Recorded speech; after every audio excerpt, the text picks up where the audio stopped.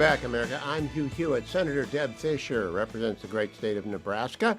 Senator Fisher, welcome. Before I get into the Armed Services Committee, the NDAA, the nominations, did you know Charlie Kirk? I'm just curious. Some people do and some people didn't. I had met him once when he was in Nebraska. He was at a county Republican dinner in Douglas County, Omaha, Nebraska. I had the opportunity to sit at a table with him many, many years ago. Obviously a young, very young man at the time, and he was there to speak to the group, did a nice job, of course he did, and just sorely miss him. He had I have yet to meet one Republican elected official who hasn't met Charlie, which is remarkable when you think about it. Not one. So we will miss him a great deal. A great colleague of ours on Salem. Senator, first let's talk about the nomination blockade. Congratulations on blowing that up. Have you moved the first tranche of nominees through yet? Not yet. You know, we're going to be taking those votes soon. We'll get it done this week. It's really ridiculous what the Democrats are doing.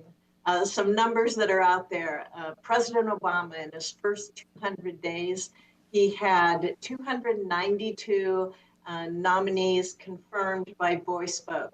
President Trump, he's had 135 nominees confirmed, but you know how many by voice vote? 0. That's going to change this week. Yeah, it's going to change. Well, I'm glad that rule has changed because I want the Pentagon staffed, and I'm sure some of these positions are at the Pentagon. I'm sure some are at Justice and at other agencies that are national security agencies. So congratulations on getting that done. Will the NDAA get done? Are the Democrats going to blockade that as well? Boy, I don't know how they can justify blocking the NDAA. Everyone knows this is the main responsibility of a federal government is to provide for our common defense. We've passed this bill for over 60 years. We had a strong vote out of committee, only one no vote by Elizabeth Warren. So it came out strong out of the committee. And now we have Chuck Schumer, who, through all indications that I've seen so far, I doubt that he's going to get on it. But we'll see. John Thune, Leader Thune's doing a good job. He's pressing Schumer, but you know, the Democrats, they need to press their own leader. They need to talk to Senator Schumer and tell them to do his job. We need to get on that bill and provide for our men and women in the military, give them the resources that they need. You know, after Midnight Hammer, one would think that everyone would recognize that the B-21s are a necessary, indeed a vital part of our triad. I've always been a submarine guy, but now I can see what they did. Are they provided for the NDAA, and do you think the Appropriations Committee, on which you also serve, you're one of the few people I know who serve on both Armed Services and Approps, so you're in a position to both, here's what we want, and here's what we can buy. So what do you think about the B-21s? Oh, I think they're vital for deterrence and for the safety of this country. We were able to see as a people in this country how important they are. You know, General Cotton, who is the combatant commander at STRATCOM, he has emphasized that he thinks we need 200 of the B-21s in order to be able to maintain the strength of this country, the strength of our deterrence. We don't want to have to use them, but we want to be able to have what we need to protect this country.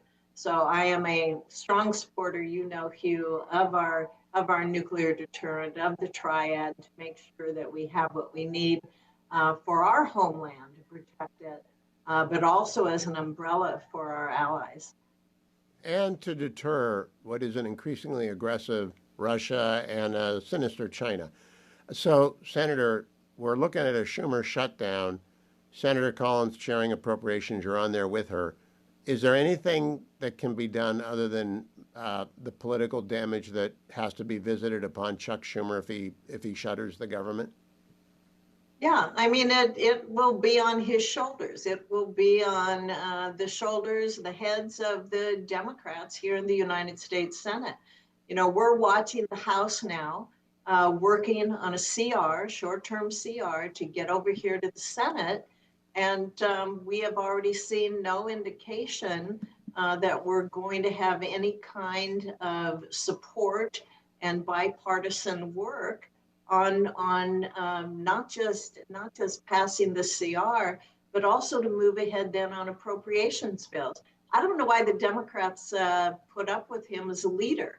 You know, he didn't have one appropriations bill on the floor last year. And in committee, we passed out 11 of the 12 bills. And Hugh, I can tell you in our leadership discussions, John Thune promised that he would take up on the floor of the Senate appropriations bills if we got him out of committee. We've already passed 3 on the floor, Milcon VA, Ag, and Ledge Branch. And we have 5 more out of committee on the floor. And John Thune is a man of his word, and he's going to do it. You know, Chuck Schumer would talk about stuff, but he, to be blunt, he never had, I guess, the wherewithal or the courage or the pressure from his members to put the appropriations bills on the floor. Let's be transparent. Let's be accountable to our voters and justify the votes that we take. That's how we're supposed to. Conventional wisdom is that Chuck Schumer is afraid of he's afraid of his base. But Republicans won't be reckless if a shutdown happens. I think President Trump will try and keep the lights on as long as he can and go down to essentials. But he's not going to close Mount Rushmore and do the stupid stuff that Democrats do. Nevertheless, it's very bad to have the government shuttered. Do Democrats not realize they're going to get blamed for this? Well, they better be blamed for it. You know, this is one where I don't think they can try and shift the blame to Republicans. It seems that no matter what, Republicans tend to get blamed for any kind of shutdown. This is one that they are going to own. They are going to own the entire thing. And you would think that they would be worried about their constituents and not being able to have services, not being able to access government if they have questions and they're trying to get answers from an agency.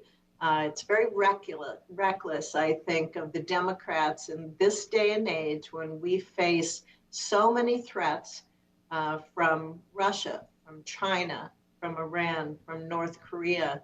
We face these threats, and they're willing to, for whatever reason, for I guess their own political base to satisfy them in some way, that they would shut down government.